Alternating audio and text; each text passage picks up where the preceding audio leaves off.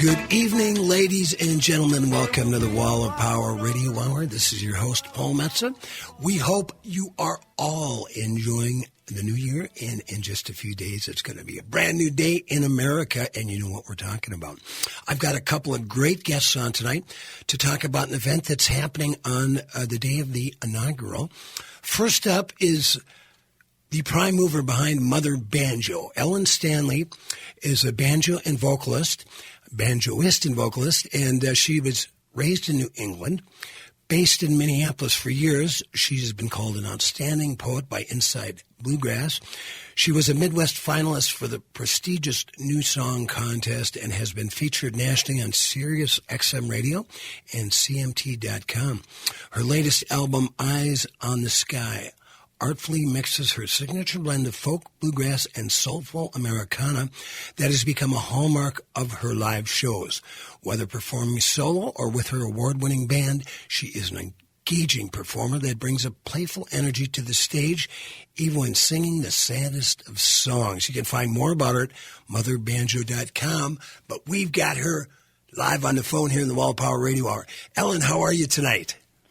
I'm great. Thanks so much for having me on the show, Paul. You know, some people are going to recognize your voice because they've heard your show called Women Folk on KFAI, which airs every Tuesday from 4 to 6 p.m., replayed on Sunday nights at folkmusicnotebook.com, Sundays at 8.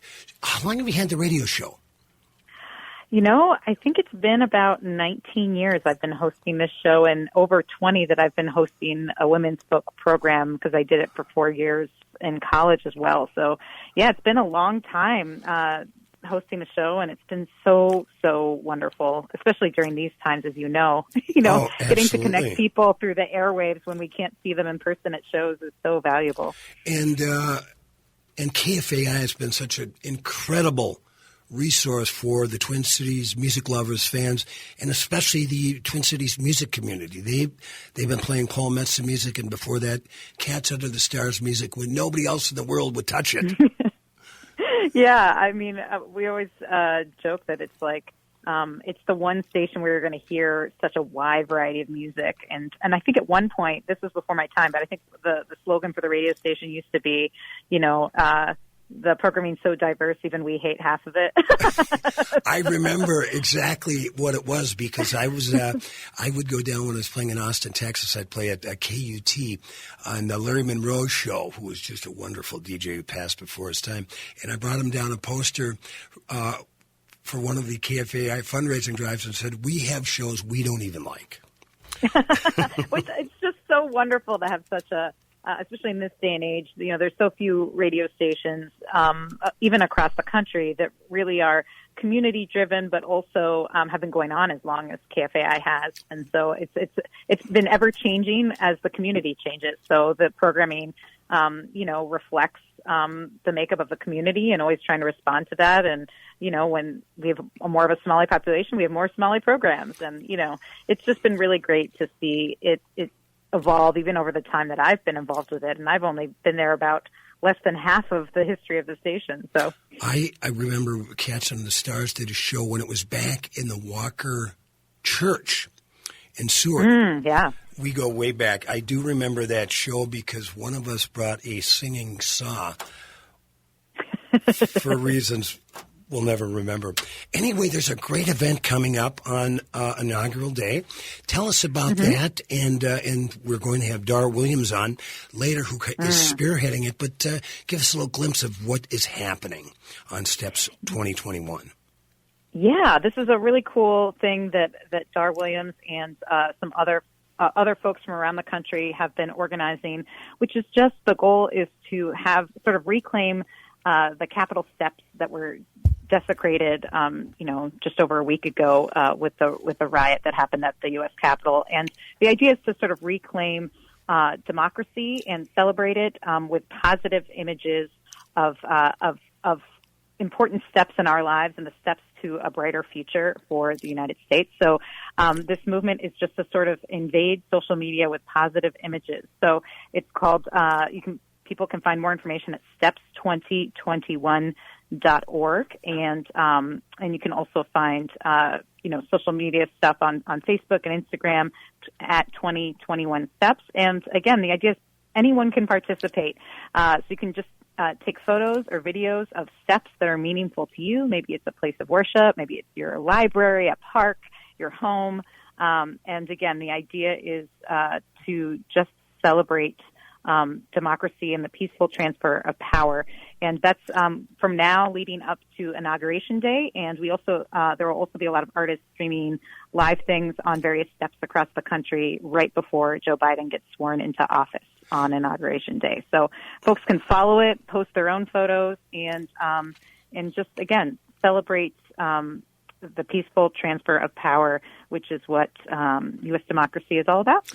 It's an incredibly beautiful idea. I'm going to take part, and I encourage everybody out there in AM 950 Radioland to take part either by participating or enjoying it and helping spread the word.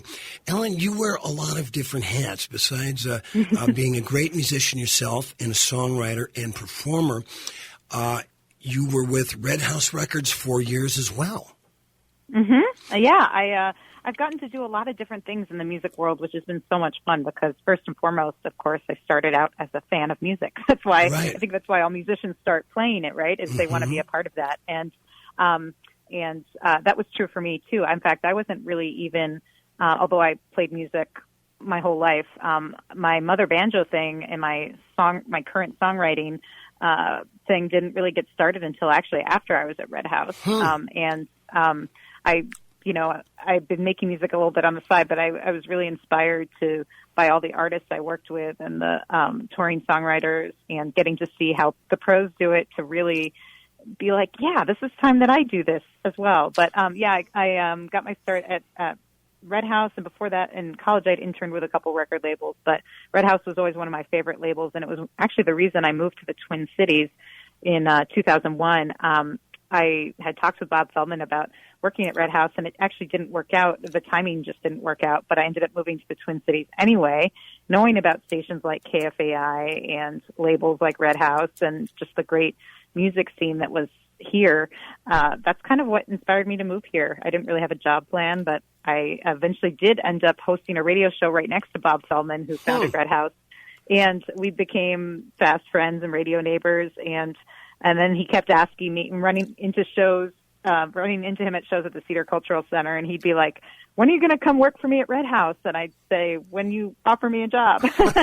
And then eventually he did. And so I worked there for a bunch of years, and then I also ran the nonprofit Minnesota Music Coalition for several years, which supports Minnesota musicians of all genres across the state of Minnesota. And and now I run my own business out of my home so I can raise my 1.5-year-old while also trying to make music here and there where I can. These days all online, of course. But it's been so fun to get to work with musicians, both local and national, as part of my job. I mean, it's so awesome. Yeah, it's the best of all worlds. And of course, Bob Feldman was such a visionary. We lost him tragically years ago, way too young. But he, I believe, started Red House Records so he could start releasing Greg Brown music. Mm-hmm. Yeah. And Greg Brown, one of my favorite songwriters. And that's what was so great about Red House always, is that it was all just artists that Bob, or later Eric, when Eric Peltonimi took over running the label, just believed in. And that's, even though it was and still is a for-profit label, we always joked it wasn't a non-profit label, it was a low-profit label. Meaning that it still had a mission, though, you know what I mean? Right. And that, I think that's like Bob used to always say, it was like, music that matters, and he was on a mission to make sure that people heard this music and these songwriters, and that was pretty much the driving vision of the label, and it's why it inspired so many people to want to work there, as well as artists who didn't really need the label but just wanted to be a part of the family. Yeah, and Greg Brown, a cross between Van Morrison, Ry Cooder, Bob Dylan, and And Robert Blake, I mean, he's just phenomenal. We've just got a few seconds left. Ellen Stanley also has a great publicity firm called EFS. If you're a musician out there that wants to get your work out, you can track her down at, was it EFS.com, Ellen?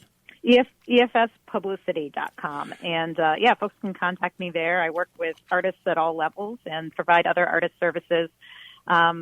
So if you are just looking to get your name out there a little bit more or just want to talk with someone about what's next, you can give me a shout. But hopefully I'll see all of you as part of the Steps 2021 thing. Again, the hashtag is Steps 2021, and you can find out more info at steps2021.org.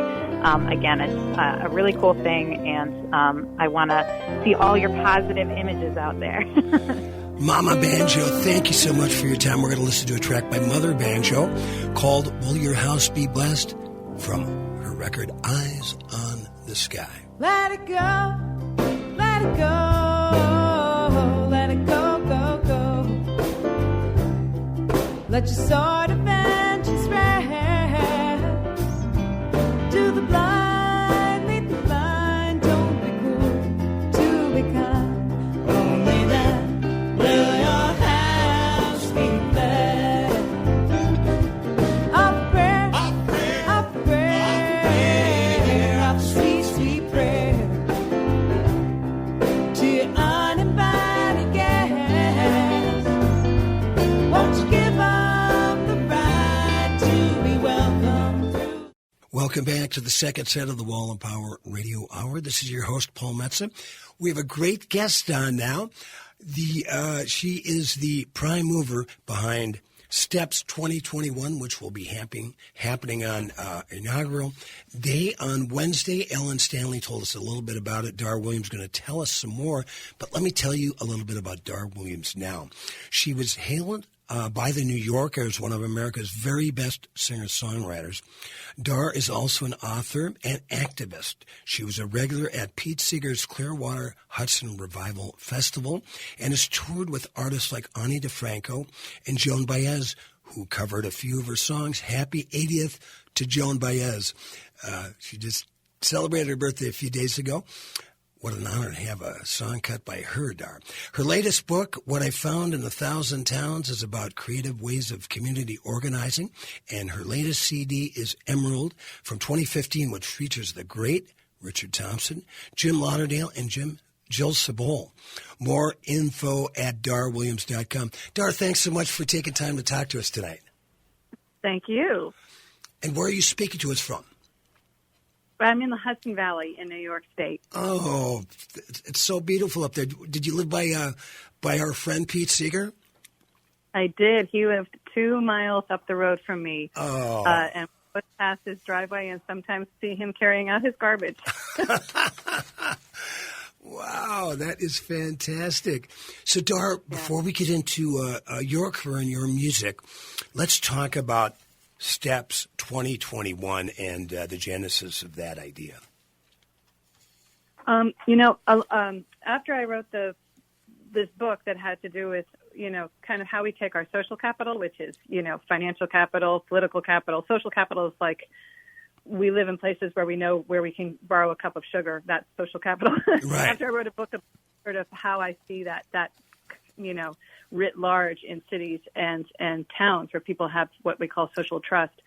I wrote a piece that had to do with, if somebody's coming to your town, if you hear that fascists are coming to your town or, white nationalist march is coming to town, go to the steps of your community and call different congregations and call different groups of people who sing, because there's a ton of different people if you think about it.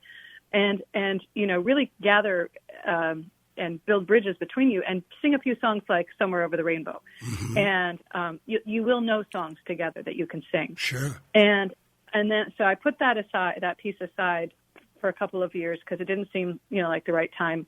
But then when I saw everybody, going up, sort of teaming up on Capitol steps the other day, and I thought, those grand steps, for anyone who's ever been to Washington, D.C., they're so grand. Yes. that seem so promising. Like they're going to lead you into this place where we create our civilization. was just like the opposite. What they did was the opposite of how I see those steps. And so I started this thing where I said, everybody should go do that thing. They should go sing on the steps. And everybody said, no, because it's a pandemic. Right. So we're not going to go get with our gospel groups and our fabulous church groups and our synagogues. No. And so I said, and so then I thought, but I still want the steps, because we do have these sort of, they're so august, Right. the steps to our libraries and our post offices and our schools, and everybody has it, even up to our own houses, So I said, let's all take pictures of ourselves and videos of ourselves doing, expressing the things that we associate with the steps that lead us into places where we collaborate and work constructively and build the future together and have that social trust. And so it's great. It just had a lot of people said, oh, I know my favorite. Some people, their favorite steps are in parks and they're made of stone. And some people it's metaphoric, and some people it's ramps. So, we got that kind of diversity of the way people enter into the commons and enter into those places where we work together. It was lovely to hear people sort of talk about that. And so we just kept on going and going. So now on inauguration morning, people will, we want people to post on their Facebook sites and all of their socials, and share with us pictures of themselves and videos of themselves, even if they've pre-taped or pre-taken pictures, their steps, them on their steps doing their thing, or just them on their steps.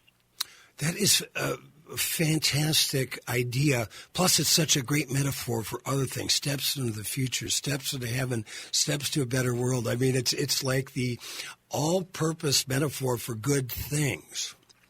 Yes, and there's so much goodness. The other thing is that I didn't like the idea of sitting on my couch on Inauguration Day waiting for something bad to happen. Right.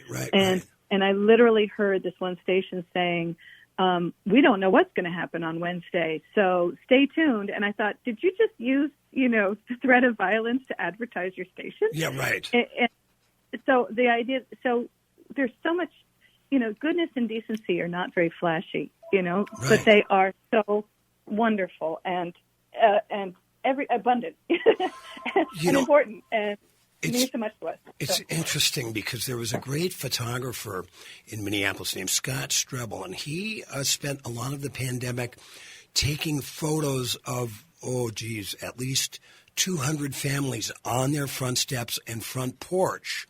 That just recently came out about a month ago. I was honored to be one of the pages in the book. I'm going to get a hold of Scott because I'm sure he has a lot of stuff he can share, which is kind of, in a way, a related idea, because cool people, hip people have like-minded ideas for a better world. This is just fantastic. We are going to listen to a song of yours, Dar, called Better Things, from your 1997 release, End of Summer. Tell us a little bit about the song and who plays on it.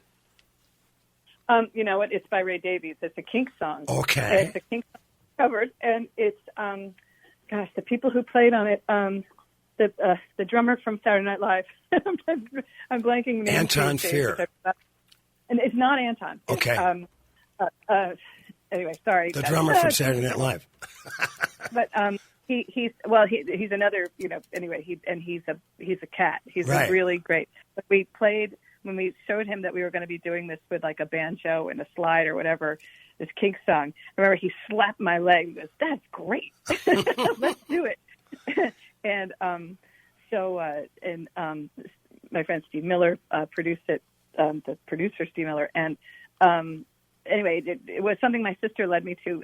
When we were teenagers, she said, "Listen to this song. It just gives you so much hope." And I was like, "You're a straight A student who does everything right. Like, why do you need hope?" But I did. I thought that was very nice of her to bring me to this cool song. Came out in the 80s. Well, we are going to listen to Dar Williams' version of the Kinks' Better Things. We'll be back for 2 more sets with Dar on the Wall and Power Radio Hour.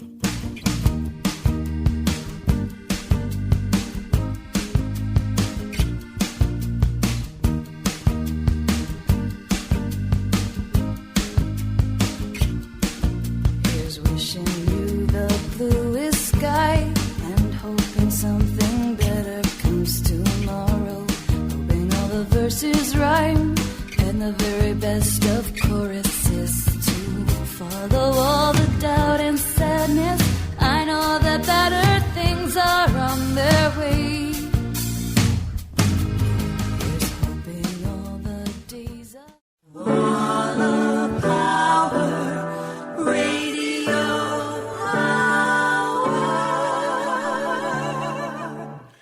Welcome back to the third set of the Wall of Power Radio Hour. This is your host, Paul Metza.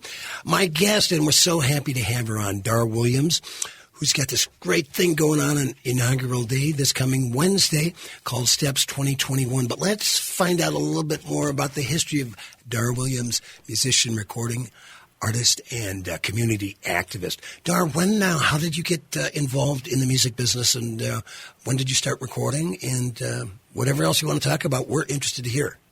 Well, I'm probably seen by people as a person who tries to write stories with her songs, and that's because I originally planned to be a playwright. I just thought that would be the coolest thing, but I moved to Boston, which is not where that kind of thing was happening. The local theater scene was really shaky, and so in the meantime, you could go to an open mic anywhere, any day of the week. Usually they had names like Half Moon or Full Moon or New Moon. Right. And there are a bunch in Cambridge, which is close to where I lived, and you could walk there, you take the T there. So I went to an open mic with a friend who just started playing guitar, and he said, "I'm going to go to an open mic." And people were so good, I was like, I'm not going to get up. I'm not going. And my friend was like, "I'm going to get up." He just played. Like, he'd been playing for a few months.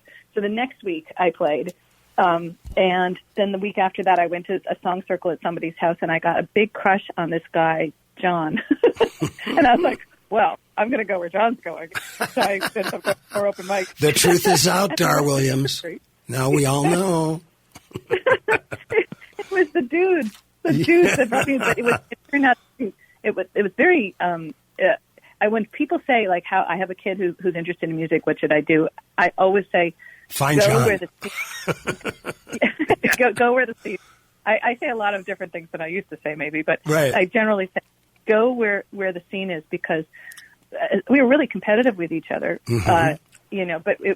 But we were also sharing ideas, and we were also watching each other and telling each other about gigs and splitting gigs and busking, and it was just really. I mean, it was like my boot camp. It was. Sure. I mean, I don't mean to say that because boot camps are boot camps, but right. It was like a mini grad school. Yeah. It was tough. Totally get it. It was really amazing. Yeah. So here I am. And then I did a whole bunch of songs, and then my first CD had a few songs on it that resonated with people. One of them was called When I Was a Boy, which was autobiographical, and I was like, okay, this is for me and like two girls I went to high school with. Mm-hmm. But it turned out everybody sort of had that gender button that right. Because it's about boys, missing being girls when right. they were kids, and being like girls. So that pushed the button. Then Joan Baez chose one of the songs from that album to sing in a duet with me, and she took me around Europe and all of the United States. And there are still people who come to concerts who say they heard me with Joan. And a year after that, I did a lot of Lilith Fair shows, and that was kind of amazing. And then throughout, it was just a really robust, and this, I mean, gosh, the Twin Cities, really robust. Oh, yeah. Coffee house scene, yeah. Well, not only a coffee house scene, but a great theater scene. And there's a lot of, when I was playing, have you ever played the Cedar Theater on the West Bank of Minneapolis? Of course, a million times. Yeah, well, down at the end of the bar, it's been closed for years, called the 400 Bar. Everybody, when I moved to town in '78, I used to go there, and they had music 7 nights a week, starting in about 79 or 1980. I started playing there with my band, Cats from the Stars, and 81 or 82, we did about 4 years of Tuesdays. But back then you could hear Willie Murphy, Spider John Kerner, Tony Glover, Bill Hinckley and Judy Larson, who kind of the mother and father of the Minneapolis folk scene. But when we played there was this black cat, and he'd smoke Camel Straights, and he had a tweed jacket on and a vest, and his tie was always untied, and he was always writing in a little notebook. And just kind of amidst all the madness of a full, busy club. And a couple years later, I'm reading about this guy who is having his plays performed in St. Paul by the name of August Wilson. Oh, man. And, he was there, like, regularly. There was also a theater right down the block called the Mixed Blood Theater where he had some of his first plays performed. But that was his thing. I mean, it was like I knew he was cool, but I didn't realize how cool he was. But, yeah. I mean, and that cross-pollination is so great. That is so cool. Well, actually, Minneapolis, people, that's actually a great thing. I tell people who are interested in theater to go to Minneapolis. I'm like, you can go to Chicago, Minneapolis, New York, but But, Minneapolis has that thing where you can kind of go rung by rung to a small theater, a bigger theater, and you, of course, there's the Guthrie, but the Guthrie has different stages. And then there's also the Children's Theater that's like the top children's theater in the country. So, yeah, no. And then there's a lot of cross-pollination between the arts, which is really special. Not every city has as much of that. Yeah, and then you have, just a lot of the saloons and watering holes. Yep. All those artists of all stripes, all genres, all shapes and forms are hanging out, drinking together, sharing ideas. Mm-hmm. Yep. I've been fortunate to be a part of that for years. One of the reasons why I've never left Minneapolis, although I did sit in one night at the Plow and Star, which was an honor. I had to talk the guy into letting me play his guitar, but of course I had heard about the Plow and Star, and I don't know if you ever got a chance to hear Spider John Kerner. He used to play the Plow and Star all the time, and the Club 47 back in the day. Yeah. Now these are all part of it. Now there was a woman I got a chance to get to know when I was booking this blues club about 15 years ago in Minneapolis. I got a chance to get to know and book the great Maria Muldaur, who spent a lot of her time, grew up in Greenwich Village, spent a lot of time in the Cambridge folk scene. And there's a woman, and her name comes up, and I read about her. I wonder if you know her, Betsy Siggins. Oh, yeah. Betsy was so cool. I was at Chris Smither's house, and we were managed by the same people, and we were having a birthday celebration, and Betsy came over, and she said, I'm going to save Passim, which is what Club 47, right. that legendary club is. She goes, I'm going to save it, and we're going to make it an archive. We're going to make it like the Old Town School of Folk Music in Chicago. We're going to have lessons. We're going to have archives. We're going to do these things. We're going to get it together. We're going to have a board. And I was like, well, okay. Right. She did everything. She did all of it. And she was there was a big celebration for Passim, a big fundraising celebration, and Betsy was there, and Joan Baez was there, and that was really lovely to see them together because they had been, roommates in Cambridge back in the day. Right. So, Betsy, she's a force of nature, but she also pulls in the kinds of people who, like Ellis Paul is on the board and stuff. Like she pulls in these incredible people who they're really community minded. Yeah, I know Betsy Siggins. Well, you have to hook me up with Betsy because I know she has stories to tell and was a prime mover. But It's funny you should bring up Ellis Paul because I wanted to ask you about this because my mother's maiden name was Paul, and that's where I got my first name. And her family came from upstate New York and Nova Scotia. And I've heard Ellis Paul's music. I've read a lot about him, and I've seen pictures of him. And I have pictures of some of my great uncles. And I go, if you held a guitar, you would look exactly like Ellis Paul. So you got to hook me up with Ellis. I got to see if we've got some mutual bloodlines. I have to hook you up with him because he's fantastic. But actually, that's his stage name.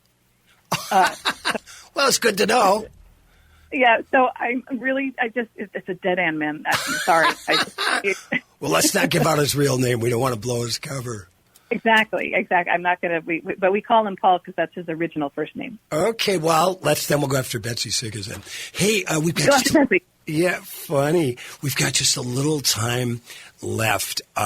In this segment, we've got you on for one more segment. We've got Dara Williams with us on the Wall of Power Radio Hour. Tell us a little bit about your latest book, What I Found in 1,000 Towns, the title of which I just love, by the way. Thanks. A lot of people think it's a memoir. It's more a how to be a cool town or cool city. And I just, because I've traveled so much, it's like towns and cities, they have a personality. And musicians talk about this all the time. They're like, totally. Yeah. And you feel it, It's really interesting. Like, you can feel the difference between Minneapolis and St. Paul. There's a little bit of a difference. And they're both really cool. And they're, but it's not, and you'll be like, oh, Claire, that's just got a good vibe. Right, it does. And so the thing that I was kind of feeling in the air, I realized was also, where people will do things like saying, they were going to tear down this building, but we talked to each other and we saved that building, and now the building is the cornerstone of our community. Mm-hmm. You'll hear that said by like certain towns. In certain places, people say, if you want to do something, you can find people. And they'll say things like, we closed down the main street in the middle of winter and turned it into a big sledding course. And you're like, who are you? Right. And organize yourself that way. And so really what I realized is that there's this thing called positive proximity, which means the state of being in a community where you know that living side by side with other people is beneficial. You might dislike them. You might think they're a pain, right. But you're not fighting with them all the time because you know that you are, hooking up these different skill sets.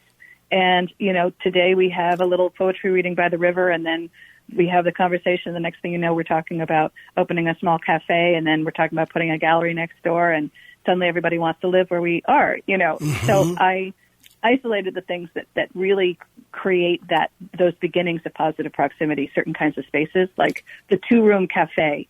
Right. Not just the one room where you serve the stuff, but that second room where the depressed teenager can sit for a while and nobody kicks her out. That's where I used to sit. We need those places. Don't teenagers need? Absolutely. Because your poems turn into songs and ideas and dreams, and suddenly, you go to a place where you can plant that seed. So, but also where you can have a little poetry reading. So the 2-room cafe, I always say if you've got a waterfront, create as much people space along that waterfront as possible, because the metaphor of that flowing river just pulls us in. And play on your history. And play on your food, play on, just like take what you have, even if it's garlic or apples, which is like a lot of towns, yeah. Turn into something that can become the next thing. And when people do that, they learn each other's skill sets and they learn what they can trust and respect. You even know who to avoid when you have positive proximity. You're also like, that guy's a blowhard, or, that guy is really negative.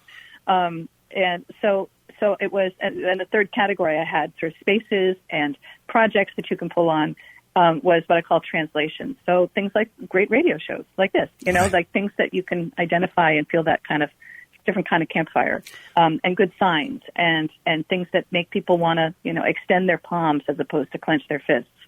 If you have translation, that begets more trust. And so it was really, really great to research. I have a different city for each of the things that I wrote about. Oh, and,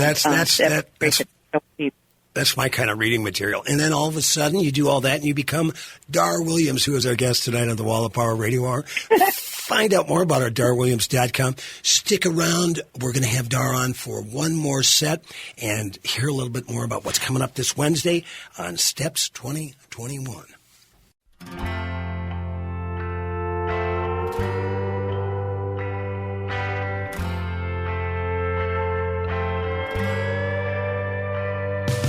Wake up and you still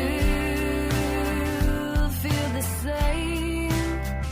It's hard to move and you're reeling from the pain. You say it won't get better 'cause you don't deserve it, so you think, and maybe you'll jump off now that you're standing at the brink. But it's really just a drag. It won't get any worse. Welcome back to the last set of the Wall of Power Radio Hour. This is your host, Paul Metza. Delighted to have Miss Dar Williams from the Hudson Valley. She is a poet, an author, a songwriter, and performer, and she's leading this great thing on Inauguration Day called Steps 2021. But before we get into that, she lived 2 miles from Pete Seeger. She used to see Pete carrying his garbage out. Dar, I have to think if anybody had his recycling very organized and in the correct bags, it was Pete Seeger. Oh my God. Yeah. He really, every time you saw him, he was doing something that you were like, yep, that's what he, like one time I saw him, and I actually put this in the book. I was walking down by the river and I see this guy with a little chainsaw, like a tiny chainsaw, and his back is turned, and I'm like, that's Pete. And he was sawing some logs for the unheated sloop clubhouse where they were going to be having their meeting, no doubt to talk about food festival or something, righteous. Sure. And somebody saw him at a hardware store, and he was buying a hammer. Ooh. So yeah, he was a real. I know. If he had a hammer, I better get a hammer, right? Oh, that's fantastic. You know, I heard a similar story. I had a great journalist originally from Minnesota who's spent a lot of time down in New Orleans for the last 20 years named Michael Tisserand. He's also written 3 books about Zydeco music. And he walked across country in the mid-1980s fighting all things nuclear, nuclear bombs, nuclear power. And they ended up in Ohio and bumped in. They were camped out one night. There was dozens of them. And they bumped into Tiny Tim, who was doing a gig at the Ramada Inn. They hooked up with Tiny Tim, and somewhere during this evening at the campsite where they were, they all went to bed, all camped out, and it's dark, a couple of campfires going, and Michael looks out his tent and sees this shadowy, skinny, tall figure picking up trash, right? Just going along with his flashlight. And, of course, it was Pete Seeger. You can't make it up. You can't make it up. Yeah, and we were at a festival once, and we went for a walk, and, because he knew, I guess that I had done this thing with Joan and that I was this folk singer at Clearwater and that I was trying to be helpful, raising money for things like solar panels. And he's like, oh, she's that kind of person. So we were walking through the woods together. And I think he brought me into the woods to show me invasive species and to get me, kind of impassioned about eradicating them with little groups of people. So he's like, look at that. That's a mile a minute vine. They say because it grows a mile a minute. And people are stopping us as we go by. Like, you changed my life. Like, I'm a different person because of you. I went to jail because, Yeah. And he's like, oh, thank you. He's like, and that is called a devil's head, Right. No, you are so consistent. It's incredible. I had the honor of playing at the tribute to Woody Guthrie in '96, sponsored by the Rock and Roll Hall of Fame, and it was we called it Woody Camp. It was like 3 or 4 days of speakers and scholars and music and just an amazing thing. And I ended up in a van with Pete, the late great Jimmy LaFave, Harold Leventhal, Pete's manager, with his lovely wife Toshi, and we were driving. We had about a 15-minute ride from the rehearsal to dinner at the Rock and Roll Hall of Fame. And I told him before I went, there was a fellow by the name of Harry Jacob, whose family I was very close friends with. His son was one of my first soundmen. His son, Kenny Jacob, went on to become the head of research and development for the Bose Corporation. And Harry was the head of the hematology department at the University of Minnesota. And when I told him, I said, I'm going to go out and be able to hang out with Pete Seeger. He says, you tell Pete, when I was in college in California in the mid or late 1950s, he saw a Pete Seeger concert, he said, that changed his life. So I told Pete that story in the van, and Pete pauses and says in that great New England accent of his, he says, well, you never know what you can do until you try. Oh, my God. Then he also told me one other thing. We were talking about, and this was like, we were talking about hanging out with Woody Guthrie. He goes, yes. And how I'm doing a poor Pete imitation, but you know what I'm saying when I'm talking about his cadence of speech. And he goes, yes. He goes, I remember it was in 1938. Woody and I were in Seattle, and we heard the word hootenanny for the first time. And I go, this is like sitting next to Moses and go, Moses, that third commandment, how'd you get that one? Right. Well, I was on a train in Kansas when I got that commandment. Exactly. Yeah. It's really, I know, he says these things, and yet, he was really interested in, collecting new things. We had a song, I sang Finlandia, and he hadn't really been familiar with Finlandia. And so he called to find out, and I was doing a project with planting bee-friendly gardens at summer camp. Mm-hmm. And my son called out, and he said, it's a beekeeper. And I was in the garden. I was like, oh, okay, hold on. It was Pete Seeger. He wanted to know what chord I'd use. And he was a real, ethnomusicologist. And he called me once about a high note that I had put on one of the harmonies of a song we sang together. He said, I want to add that into the, in the songbook that I'm putting together. And so so he was in the present, and he was so cool with, like, women, and, he could have been kind of, like, not a listener, more of it, but he was interested in stuff. I said, there's this thing, there's a song you have called "Oh, Had I a Golden Thread," and sometimes I just think that that's about the Hudson River. And instead of him saying, well, that's presumptuous, he said, well, I'll be darned.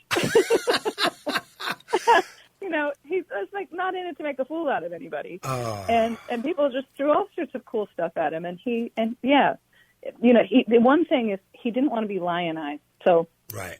I went to the Madison Square Garden, celebration of his 90th birthday, and he was grumpy. Right, really grumpy. And because people kept on talking to him, saying happy birthday and we love you, and he didn't want to be the center of attention. Like right. His power is to empower. So he was grumpy because everybody was loving him too much. And then he gets out on the stage, and I watched this happen, and he looks up at 4 generations of singing songs together, and knowing that that's what they're supposed to do. They're supposed to sing.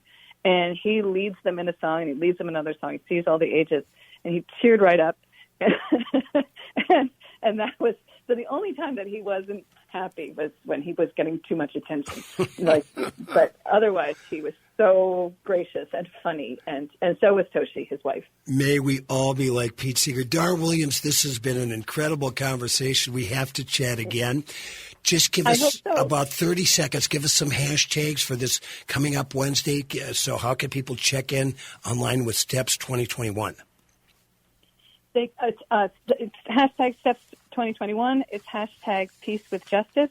And it's hashtag The Future We Build Together. And please share with us. And you can go to our Facebook, Steps 2021, and you can go to our website, steps2021.org. for more information about how to do this. And please, please spread the word to your friends, because that's, all of us is what's going to really tell the story of all of us with the steps. This is a fantastic idea, and I love the metaphor for just stepping into 2021 and taking it into beautiful and new and powerful territory in this democracy, in this country we all love so much. Dar, thank you. I look forward to meeting you in person, and we got to talk to you again. This has been just a ball. For me, too. Thanks so much. See you then. All right, Dar. Bye-bye. Thanks for listening to the Wall and Power Radio Hour. The show is produced by Paul Metza, engineered by Patrick Willie. We'd like to thank our guests, Dar Williams and Mother Banjo. Mother Banjo will have a Facebook Live show tonight following this show at 8 p.m. on Facebook at Mother Banjo. Thanks for listening. Follow me at paulmetza.com. And like my dad used to tell me, remember to be kind and make someone happy.